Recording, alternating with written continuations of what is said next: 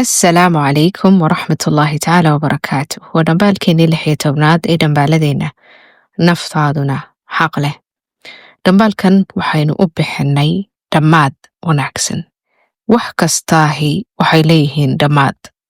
Ha noqoto cumriga qofka, ha noqoto falkiisa iyo wuxuu horumarsanayo ama camalkiisa, ha noqoto maalmaha uu tirsanayo ee cumrigiisa iyo jiritaankiisa isu tagoodu ay samaynayaan ama maalmaha isu tagay cumrigiisa uu ka kooban yahay. Wax kasta oo bilow lihi dhammaad bay leeyihiin. Sidaa wax kasta oo bilow lihi ay dhammaad u leeyihiin ayaa cumrigeenna iyo falkeenna iyo ficilkeenna iyo camalkaynu samaysanayno iyo maalmaheennu kulli ay dhammaad leeyihiin.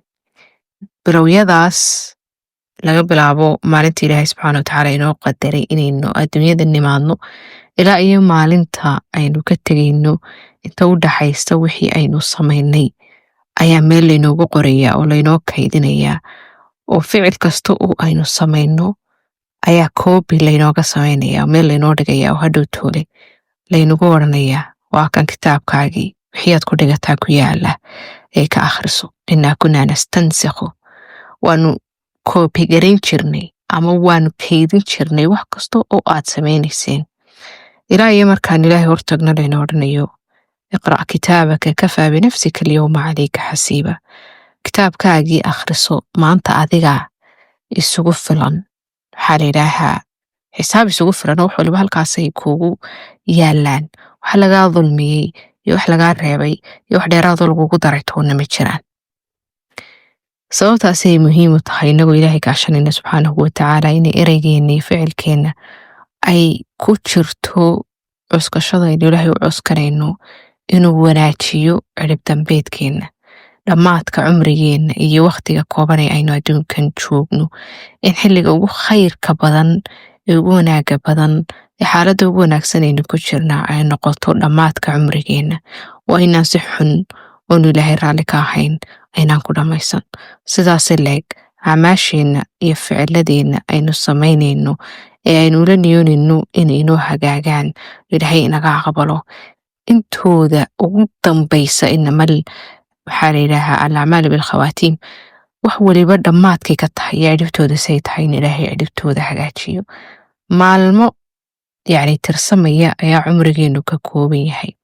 Kolkaa inaynu Ilaahay ka barino maalinta ugu khayrka badan maalmaha aynu tirsanno cumrigeennoo dhani inay noqoto maalintaynu wejigiisa hor istaagayno.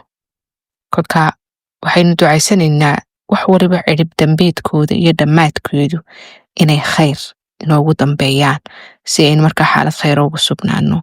Ilaahayna subxaanahu wa tacaala oo xisaab yasiira inoo xisaabiyo jannadana inagu geeyo bilaa xisaabin walaa saabiqi cadaab. Kolkaa sababtaasay muhiim u tahay ducadani duco aad waxa weeyaan u barako badan oo wax badan oo kaa baahaya kolka aad ducaysanayso kuu soo ururinaysa. Waxay odhanaysaa allaahumma ijcal khayra cumri aakhira. Ilaahow waxaad ka dhigtaa cumrigayga wakhtiga intaan noolahay maalmahanaan tirsanayo inta ugu khayrka badan inay dhammaadkiisa iyo inta ugu dambaysa ay noqoto.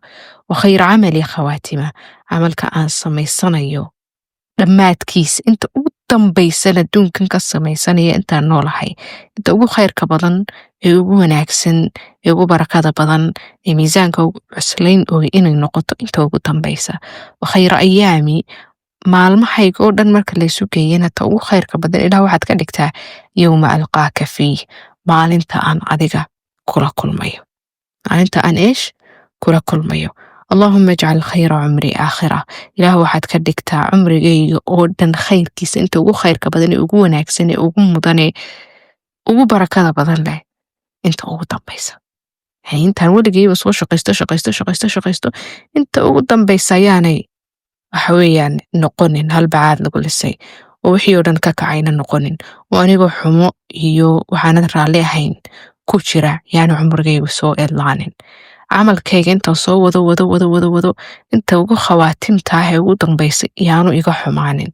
Maalmahayga intaan soo wado maalmahoo dhan aan soo hagaajiyo soo wanaajiyo intaan karayaan macnihii aan isu dhiirigeliyo inaan wanaajiyo oo aan ku dadaalo haddana maalinta ugu madow ee ugu mugdiga badan ee ugu dhibaatada badan yaynan noqonin maalintan ku hor istaago oonan waayin waxaan kula hor istaago yaanan fadeexadoobin yaanan dulloobin yaanan waxa weeyaan khalaa'iqta kasoo dhex bixin oo aanan cadaab mutaysanin ayay ka dhigan tahay allahuma ajcal khayra cumri aakhira wa khayra camali khawaatimah wa khayra ayaami yowma alqaaka